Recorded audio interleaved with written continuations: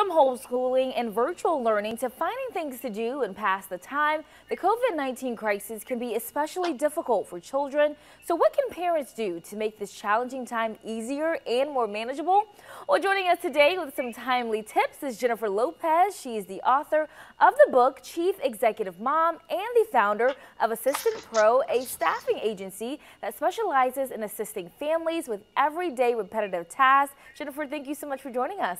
Thank you so much for having me. Yes, and Jennifer, you have homeschooled 4 of your kids. So I first want to know, what is your piece of advice to kind of keep things moving smoothly as possible and to help your kids adjust with their new normal? So coming into this, I know that as parents, we're feeling the weight of the responsibility here, but it's really important that we are not just setting our expectations, but taking the time to understand the kids' expectations as well. Believe it or not, they feel the weight and the responsibility of getting their schoolwork done and their chores and everything else that we're asking them to do during the day. So really taking the time to ask them how they're feeling about this, what they feel their responsibilities are, and how they'd like to see the upcoming weeks play out will definitely keep communication moving, which is the most important piece, because once communication stops, that's when conflict starts. Absolutely. And I love that you talked about including them in the conversation about what their weeks will look like. I think that's really important. And I also want to talk about how you can instill a sense of discipline when around the house, especially when you have all the kids at home. Things can get a little bit out of control. It certainly will get out of control. It's not a matter of if, it's when. And so having a central communication tool will help with that. Maybe a whiteboard or a binder, something where everyone can contribute to what they feel their responsibilities are for the day. And then having a block schedule so that we have time and expectation to get it done. But I would say the most important piece for that discipline is having an accountability practice at the end of the day. So maybe a checklist that you're all checking off, or a conversation to wrap up. This way you can reprioritize for the next day and make sure that nothing gets missed. Absolutely. I really love that. It kind of just helps you keep on track with your plans for the week, knowing that you have that checklist or that accountability tool to go along with. And now, while many kids are at home, I'm sure many of them will be making multiple trips to the refrigerator. So how can we as parents really prepare and maybe prep food ahead of time?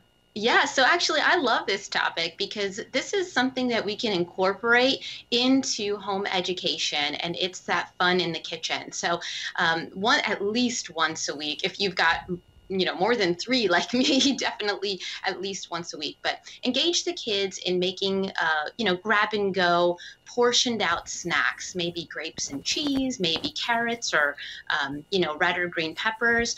You can do sandwiches once a week and freeze them. And then it's just super easy for them to take it out of the freezer and get it all set up. Because they are going to be snacking. But if we get them full off of proteins and healthy, healthy foods, then they'll be going to the pantry much less because that food will sustain them for longer.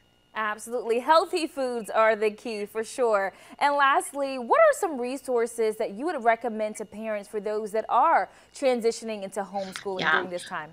Well, this is a really interesting hybrid between homeschooling and public school. I'm actually referring to it more as emergency education because we still have the support of our county and state educators. They're providing curriculum and topics for the kids to learn. So right now, I think that it's important, if we're not sure how to teach something or how to follow up with our kids, is to join an online parent resource group or get into those online homeschool communities and be a conversation starter, because this is not the first time that a parent has struggled teaching a kid. And so if we're asking for the creative solutions, we're all in this together right now. So the parents will certainly provide.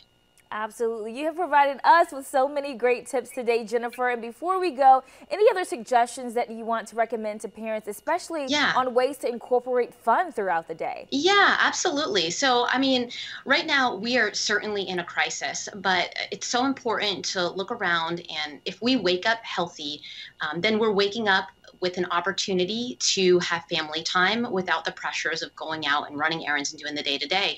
And understanding that and acknowledging that, incorporating fun and prioritizing it on a daily basis is really what is going to make or break this the next couple of months for our kids. I mean, anytime we ask or think back to a really positive educational experience, it usually starts with, I had this really great teacher, and then we remember the thing that was really awesome.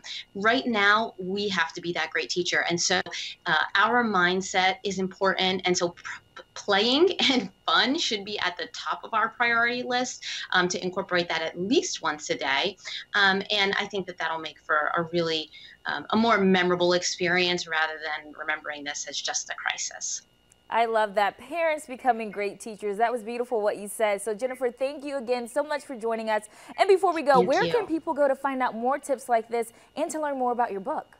Sure. Well, they can go to jenniferllopez.com or Facebook at Jennifer Lopez Author. Excellent. Thank you so much and have a great day with your kiddos Thanks so much. as well. Thanks so much for having me.